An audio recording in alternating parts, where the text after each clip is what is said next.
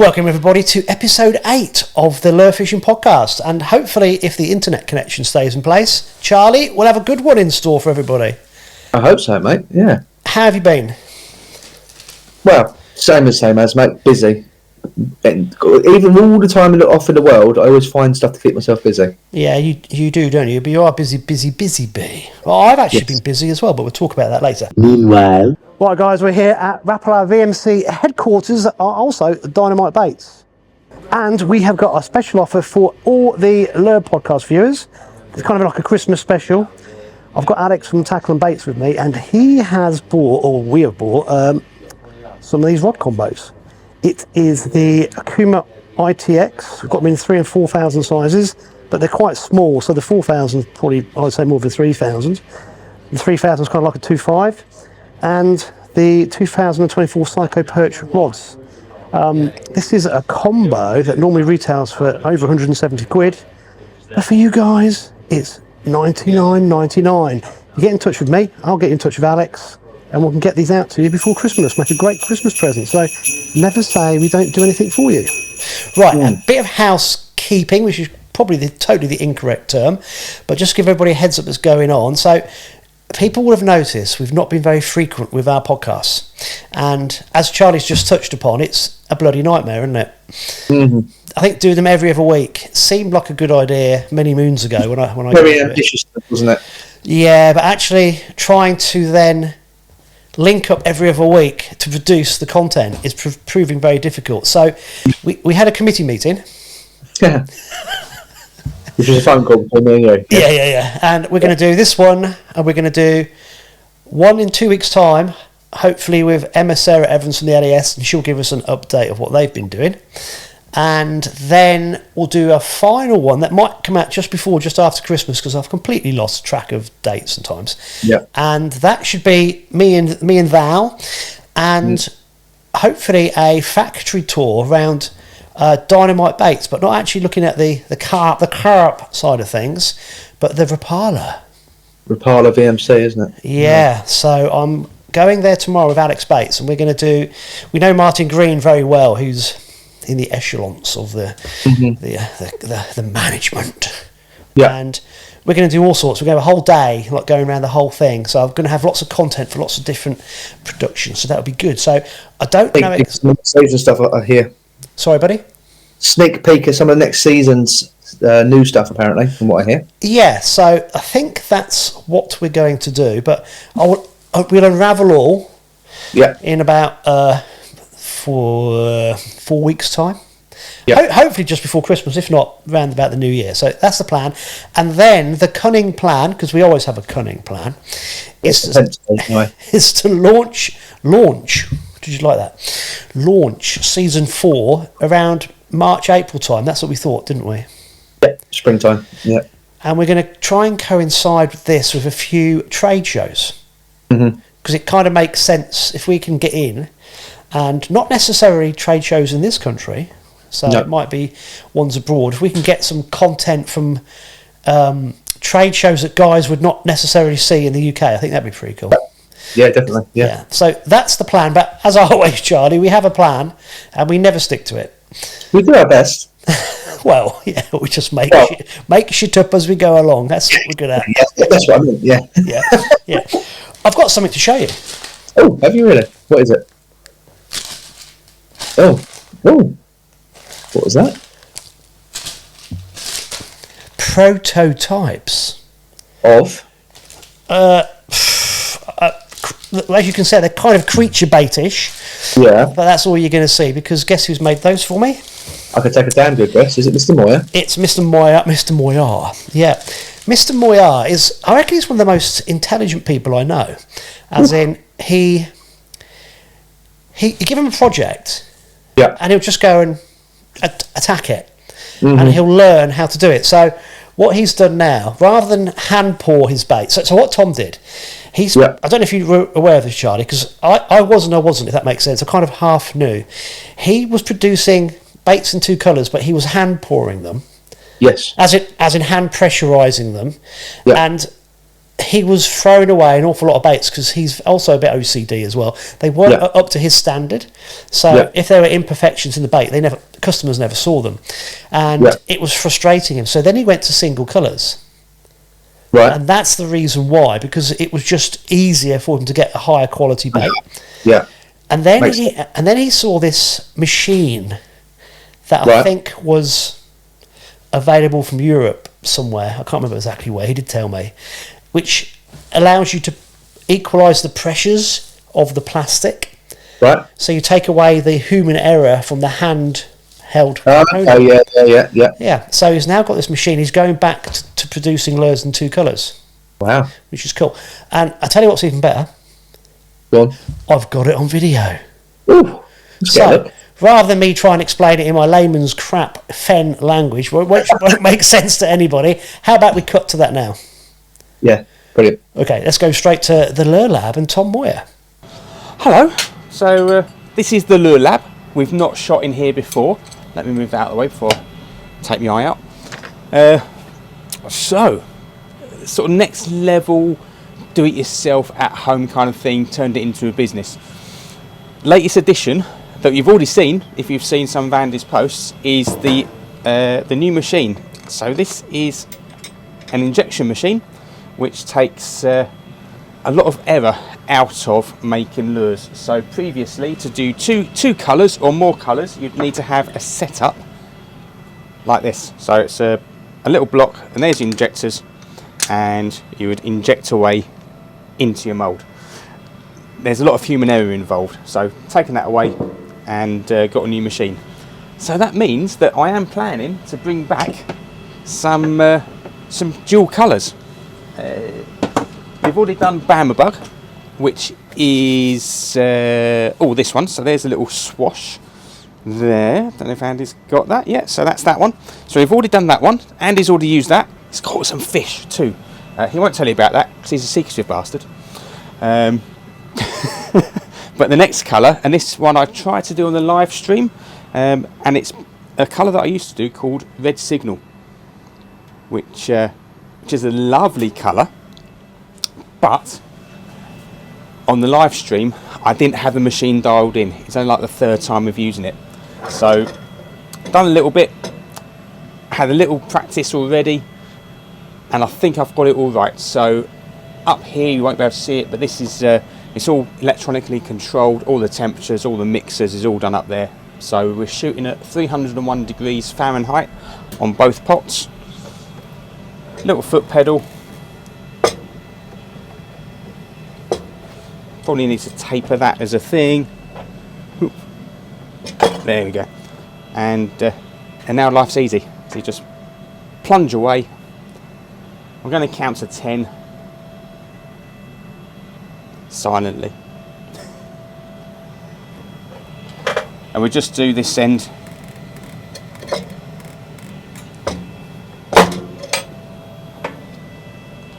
And then we'll demold it as we go.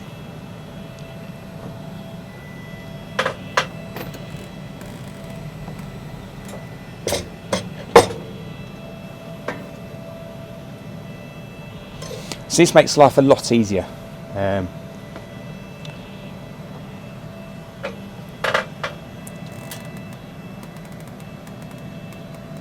If it works out well. But at the moment I'm still in the practicing stage, but I'm also in that mind stage of what colours to do. So what we'll do, we'll let that do its thing, and I'll go through some other colour ideas that I've had. Nothing too out the way, but there's a lot of I like to have the green pumpkin. So green pumpkin as a base, so that's a green pumpkin chartreuse. The other one's got in my mind is a green pumpkin with a blaze orange, and a green pumpkin with bubblegum.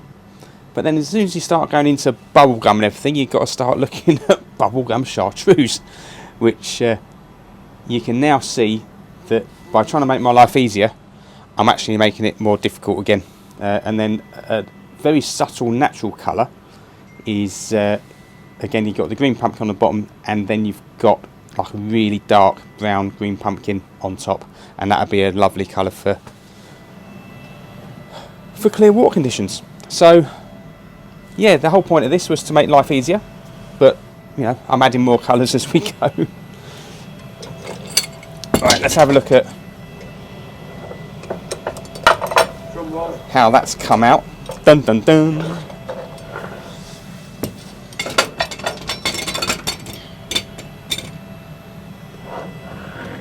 Right, I've told Andy before that I have a lot of trouble making my face lie. So if I think it's crap, you'll know. Yeah. Right, so all these moulds, if it's the first time seeing what we do here, all these moulds, I cut them myself on a machine that's behind you right now. I designed them all on computer and then cut them myself. So I think that was the first one that came through. I might need to turn the air temperature down a little bit so it's a little bit mixed in there. This one looks good. We'll have a look on the other side. Yeah, so the first one was good and the other two not so hot, but yeah, still throw them.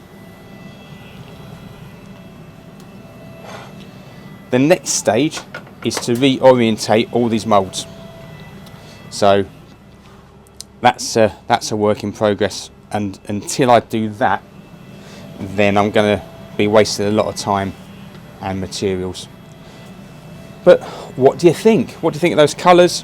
What colours would you want? What colours would you throw? What colour combinations? So there we go, we're getting a bit better there. I do like that nice deep red on the back. And this colour, the colour that I used to do was called Red Signal, and you know what, I don't think there's any reason to change that.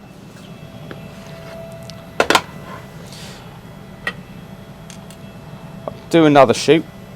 This time I'll shoot the FFS, because if you name yourself something after something, you might as well see how it looks in that. So yeah, they came out good. Okay, so this is the FFS, which is a 75mm floating stick bait, and in that colour, well, that's going to do well. Yeah, do like it. Still need to do a few little bits and pieces to the machine to get a nice consistent colour throughout. Might need to make this mould again just to be sure, but we're getting there, we're progressing, and that's the name of the game, is that you can't stay still in the lure business, because someone will bring something out and you get left behind. So this is FS Lures for the future.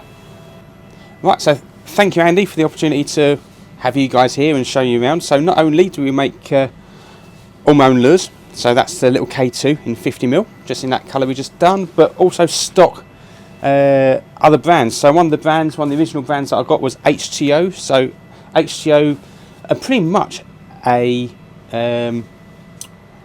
they're known for their sea brand, they're salt fishing, but it all comes over. So their braid scissors are bloody good, and their luggage is actually really good and well priced too. So that's a little rod bag that takes a 7'6" rod, 2-piece.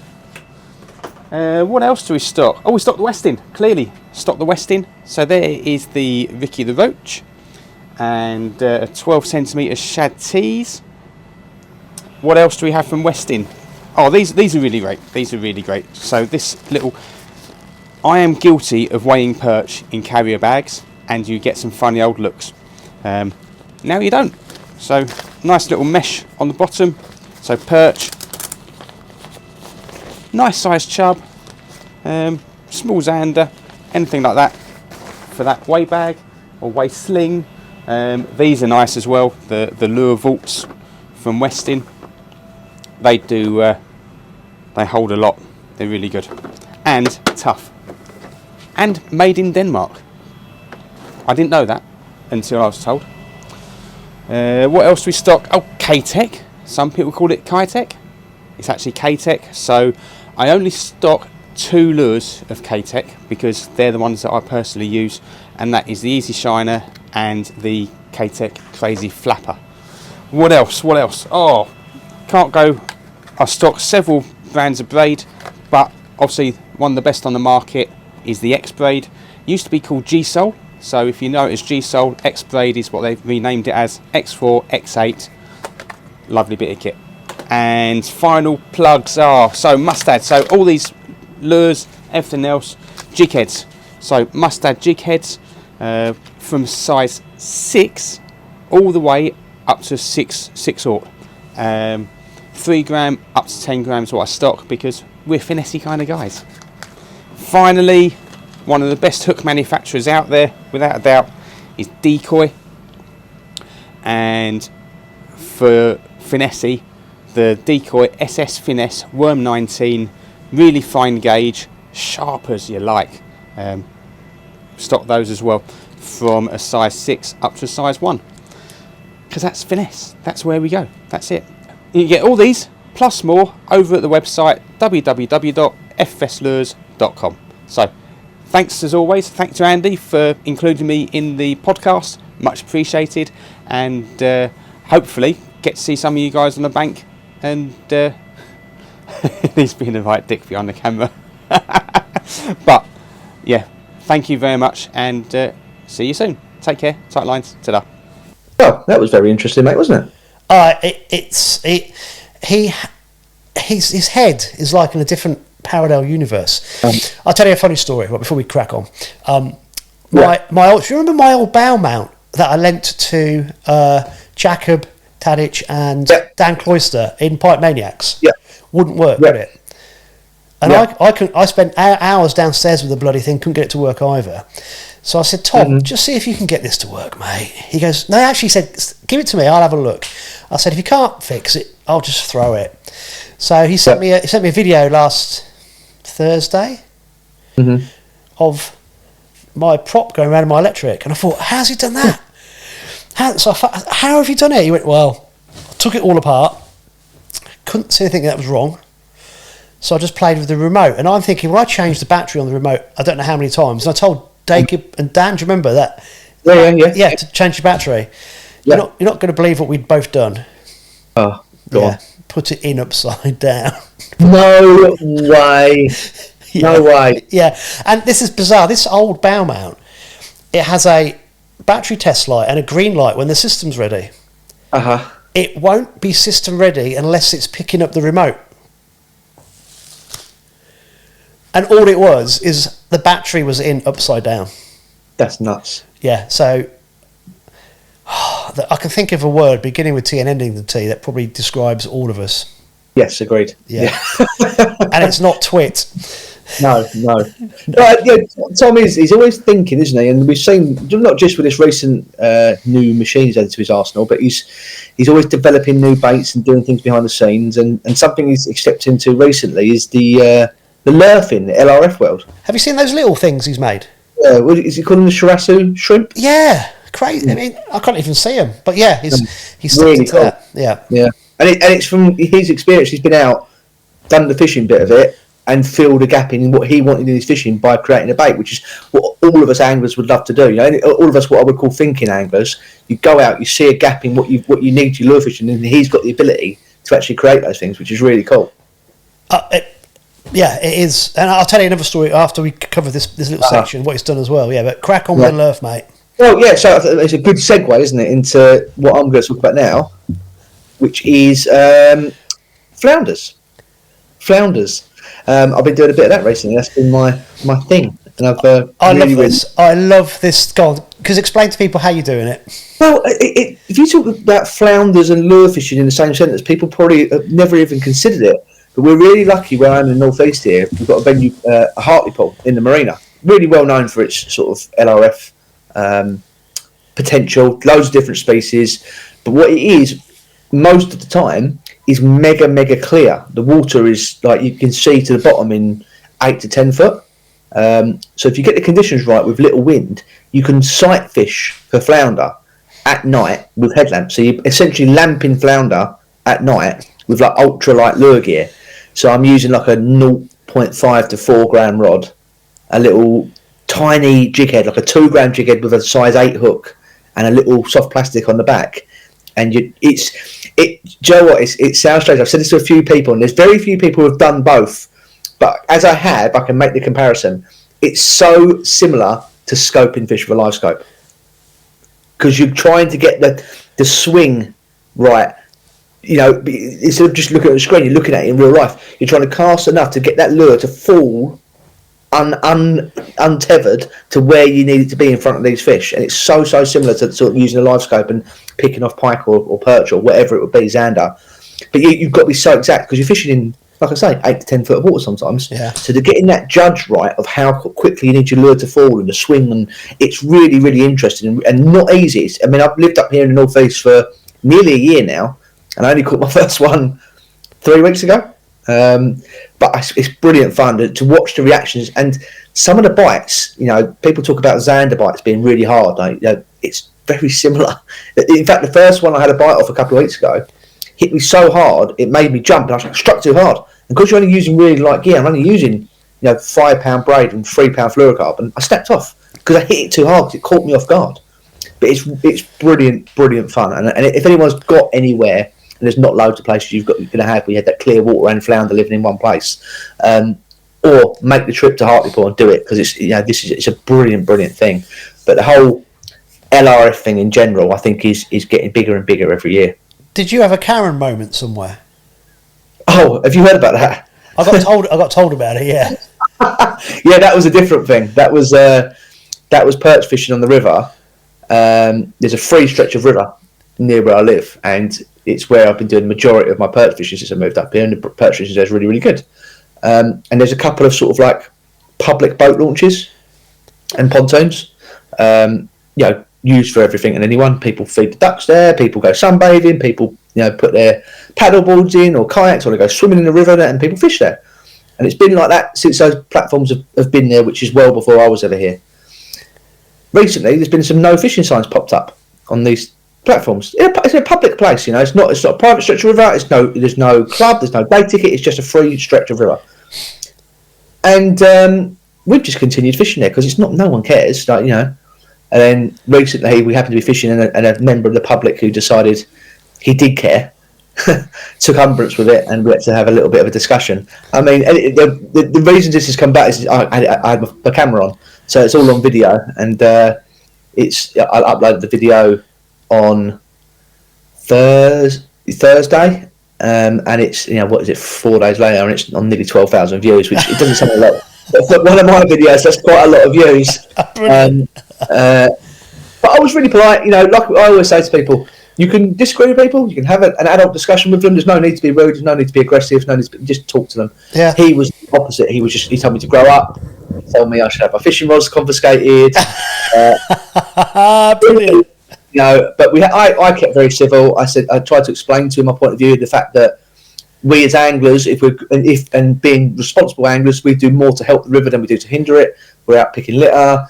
We help teach the youngsters who don't know what they're doing, who aren't fishing in a safe and responsible manner, to help them sort of progress and enjoy the outdoors, and getting them off their sofas and their Xboxes and things like that. So we had a conversation. It didn't last long, a few minutes, but obviously YouTube loves drama, so it's blown up. So everyone I'm bumping into recently has been asking me about my Karen. So if no one owns the area, if it's like public access, these signs have been put up for no reason. Exactly. The argument they're giving is there's the swans and the ducks that people are feeding are getting caught up in fishing line. Now, arguably, should people be feeding wild animals? That would be my first port of call with that. Secondly, you can fish anywhere else on that stretch you like, just not on those platforms. But it's a very limited access. There's not loads of access points to the river there. So for a lot of the local youngsters or people who can't afford to join the clubs, because there's not many day ticket stretches either. Almost all the other stretches of that river are club owned. So if you can't afford to join the club, then that might be the only fishing you've got in your locale, especially if you don't drive or, you know, whatever, can't access other places, and it will take that away. Now, if you talk to a lot of the local anglers, they cut their teeth on that stretch of river when they were kids, and that will take it away from them. So I'm quite prepared and willing to fight to the teeth to keep the fishing on there, because I think it's a very important stretch of river for the local anglers. And selfishly, the perch are really big, so I'll hang on to it for that reason as well. But yeah, so we'll see what that develops. That'll develop over this winter, the more and more we fish there, I imagine.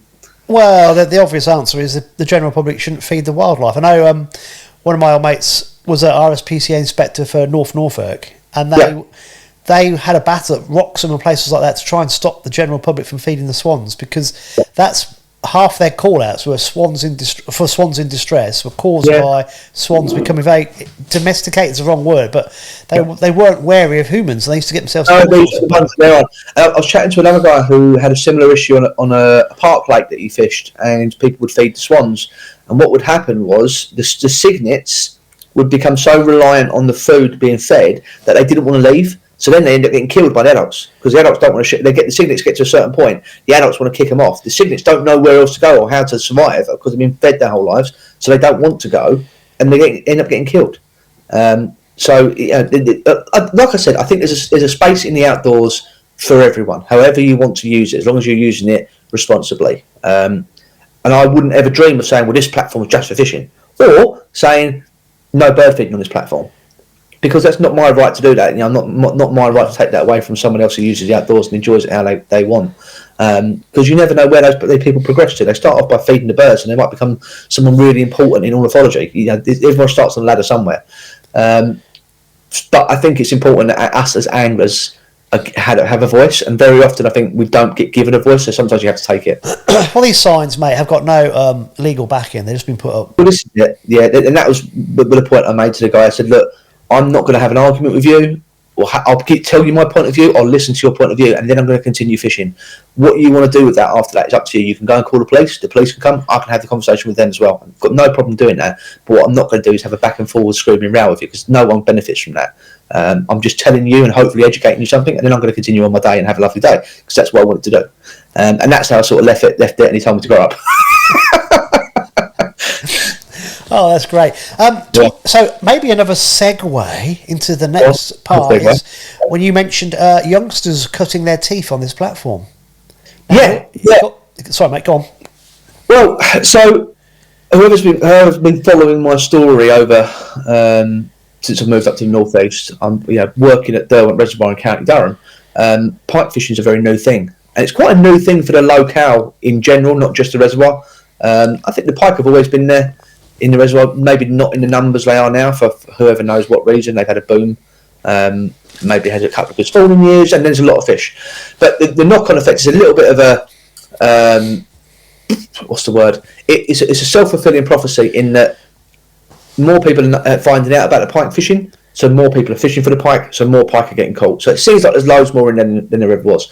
The point being, there's not loads of other pike angling opportunities in the locale, so not many people have done it. So what we end up having is a lot of new pike anglers turning up at Derwent, which is a great thing, but it's also potentially a dangerous thing. Anyone who knows fishes for pike, as brutal and as aggressive as they seem, they're actually incredibly fragile.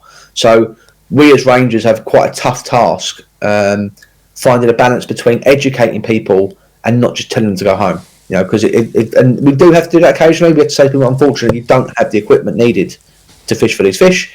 Come back again another day with this A, B and C, and we'll be happy to help you. And we have had to do that a few times.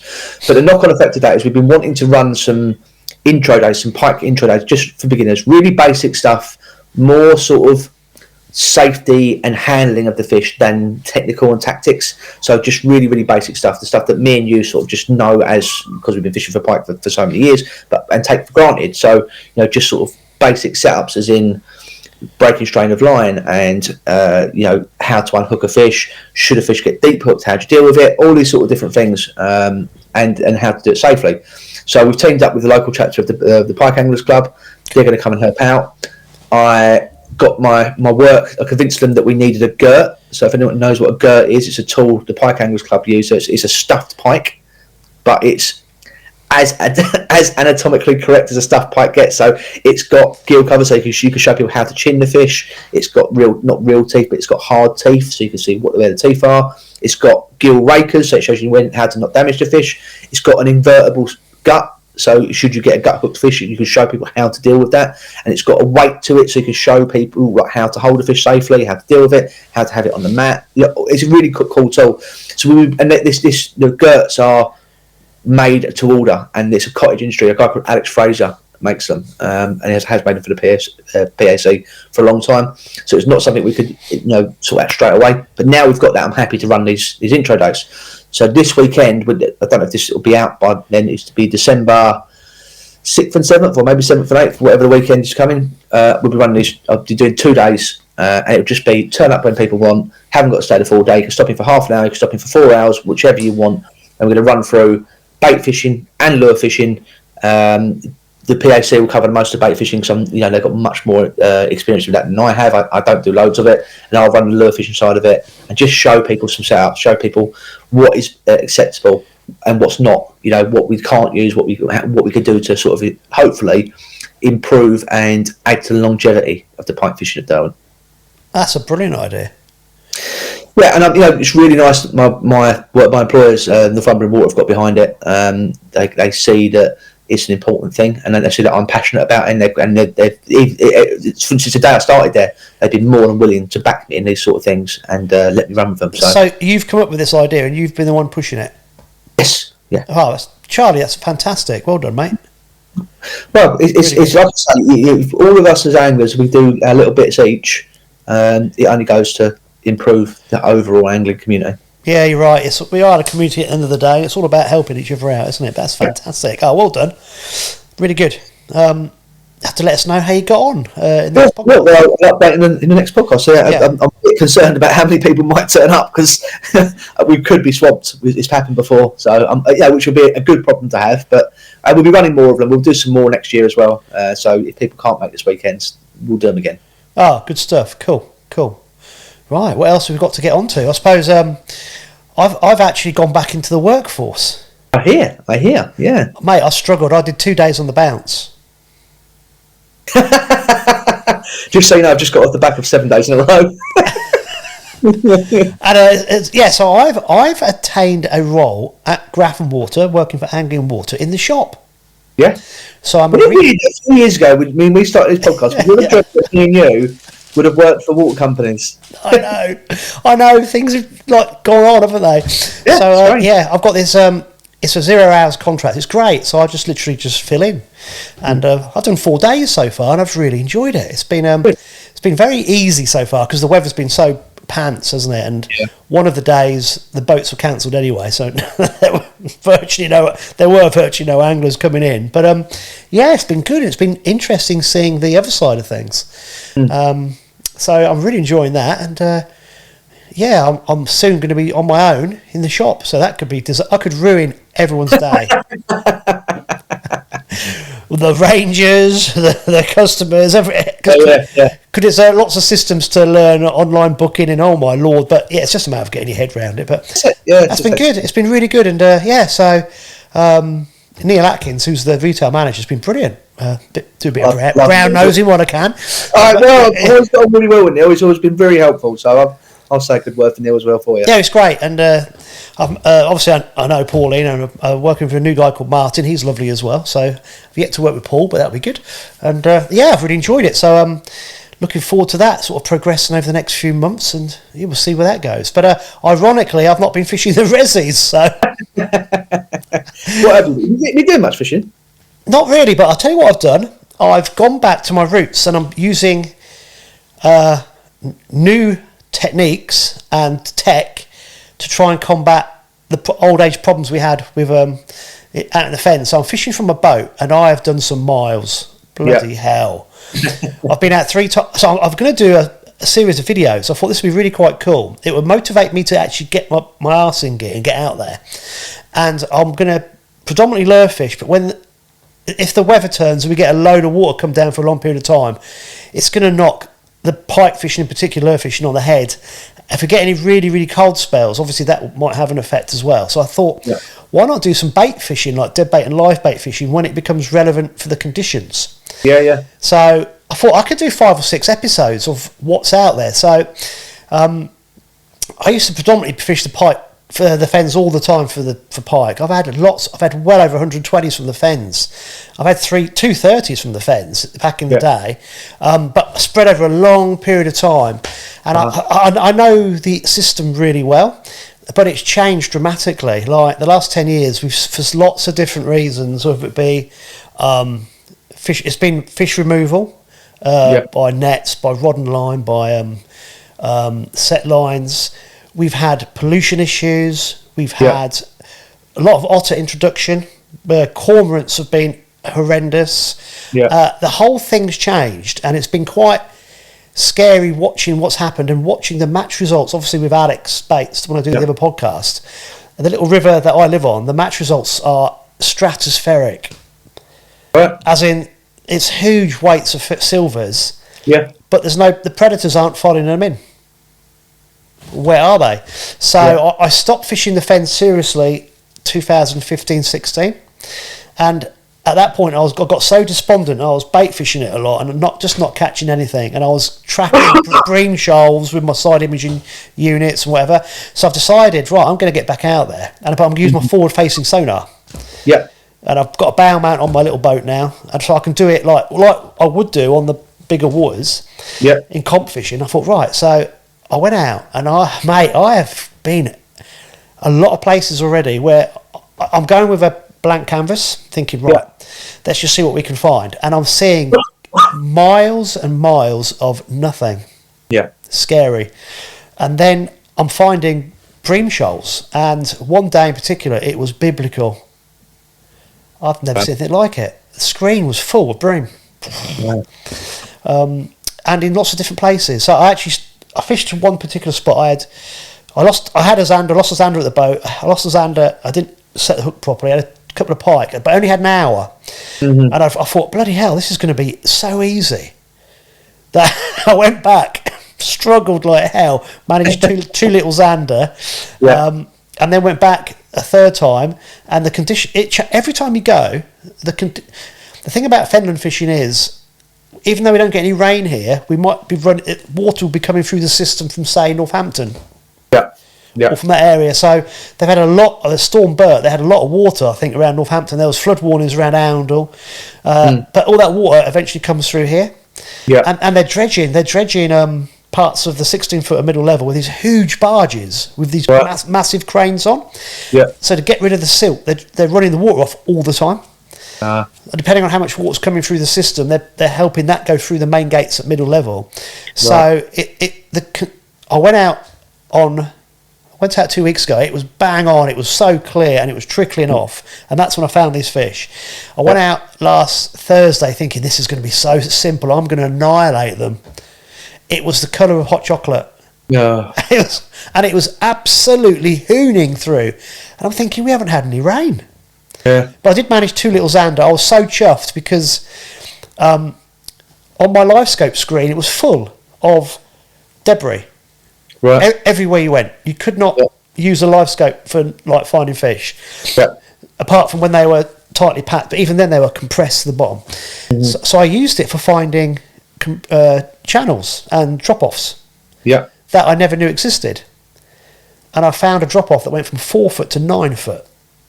And the riverbed drops off to 12. So if I try and do it here, so it was like that's it. It came across here. It suddenly came up to 4 foot and then dropped off to 9, and the flow was going that way. So these zander were just tucked in here. I couldn't see them on. But you would never know it existed. From looking at the water. So I got these 2 zander out of this slack, and as soon as I dropped a lure, and bang, it was like thinking I was so chuffed to catch 2 little zander in those conditions. It's crazy. That's it. And then I went back. I took Tom Moir out for a day because I told him how wonderful it was, and it was still crap. But I had a pike about 15, 16 pound that I was messing about with that came off the side of the boat. We managed a couple of little Zeds, and he was using one of his prototype. He's made some big baits. I saw it. He started practicing with the airbrush as well, isn't he? And oh wow, it's really good. So he had one of those on, and I think he lost a big Xander. Right. Yeah, because it had no teeth marks in it. Ah. And he had this fish on for a little while, and I'm thinking that was a big Z. Oh. Yeah, I think he's made a really good big Z bait, which I will talk to you off air because this is a secret. Yeah. But yeah, so I'm going to spend the rest of the winter either. I might fish the resis a little bit before they shut, but I'm not really into it now at the minute. No. But I'm loving going out in the middle of nowhere, not knowing where I'm going to fish. This is the thing. Yeah. Where are you going, Andy? I couldn't tell you. I'm literally going to scope all these areas, and depending on what I see is if I stop or not. And every time I've been out, it's changed. In a space of 1 week, been out 3 times, and it's completely different every time. Yeah. And no wonder we used to blank so often, because the bait fish are on the move. The bream shoals are continually on the move. Yeah. And I don't think there's many predators, but they will be somewhere. But they're obviously having to move as well. I'm finding it really, really stimulating at the minute. So that's cool. That's very cool. I'll get the videos out before we break up the end of the season. But obviously, I'm not going to put them out now, because there'll be some sad twat somewhere going, "Oh, there's the background." You just go, so give it 2 months down the line, it will change totally. Like, well, yeah, you might have guessed where I was, but fill your boots, because it's completely different now. But so a lot of hard work as well. So, mate, early mornings, early starts. I've used a lot of fuel on the boat. I've been everywhere. So I now need to do the longest run, which will probably take me 3 hours before I start fishing. Ouch. But especially on the short days that you get in the winter. I'll go out in the pitch black. Yeah. And there's no one else out there. That's what I like about it. I don't see a soul. Yeah. But if you break down, you are screwed. Yeah, but I quite like that side of it as well. You kind of like up to your own. But worry about that when it happens. Yeah, but I did I've got a habit of breaking down. About 4 or 5 years ago, about 4 years ago. Partner of the time had to come out and do the Mercy run with a spare engine, and she knew it's that. Mate, I kept breaking down. It's a long bloody row. Yeah. Yeah, I bet. Yeah. Depending. I was running at the end. I had to take the screw off the bottom of the carburetor.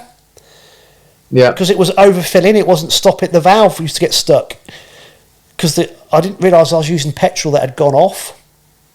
You get like a residue, and these little engines have very fiddly carburetors and valves on them.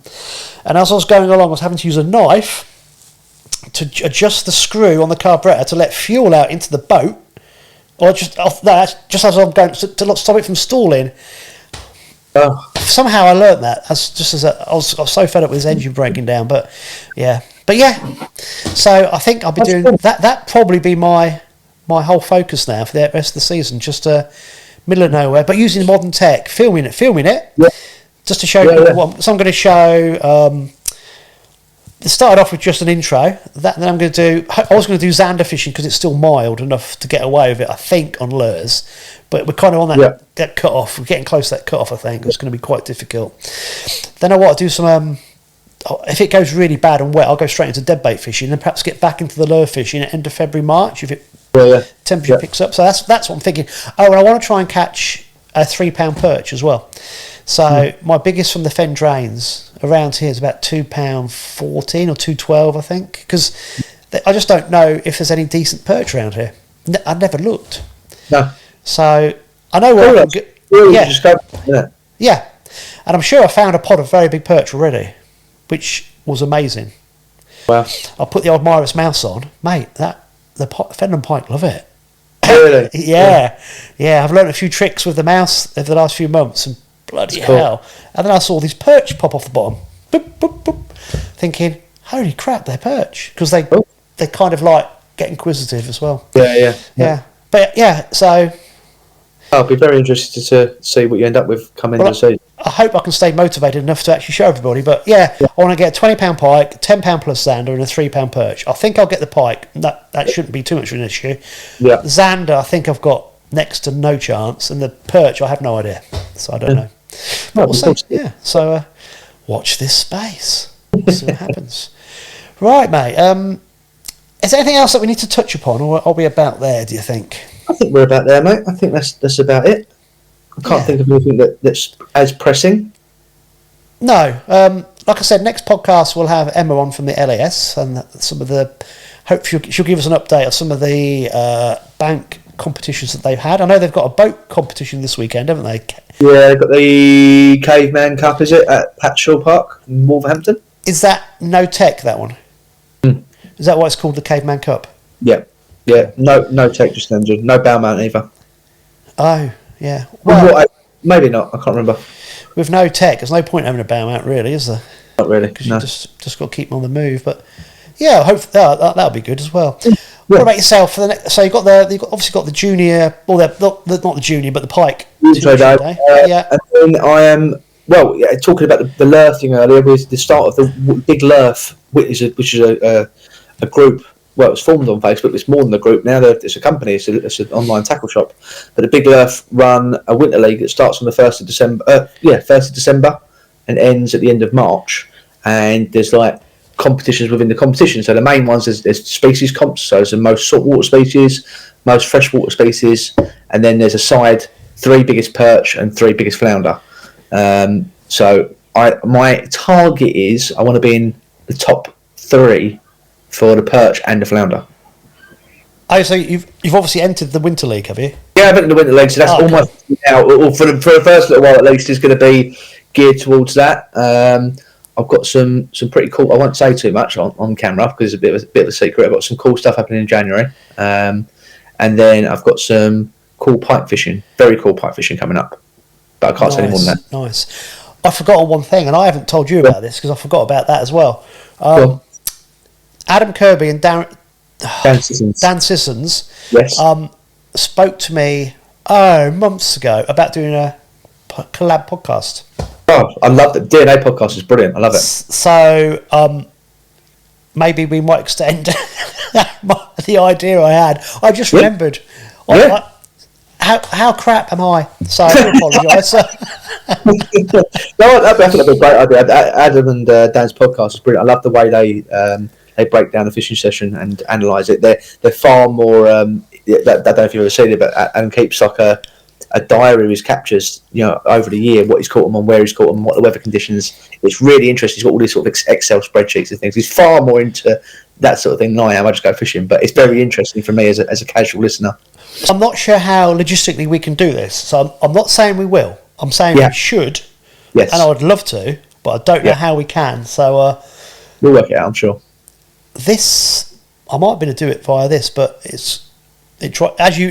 people won't see this, but I have a little epi, don't I, before every time we record because I press the wrong buttons and it goes a bit funny. Anyway, no one needs to know that. Right, should we wrap it? Should we wrap it up? Let's wrap it up, mate. Yeah, go on. All right, guys. So we'll see you hopefully with Emma in 2 weeks' time. Cheers, guys. See you later.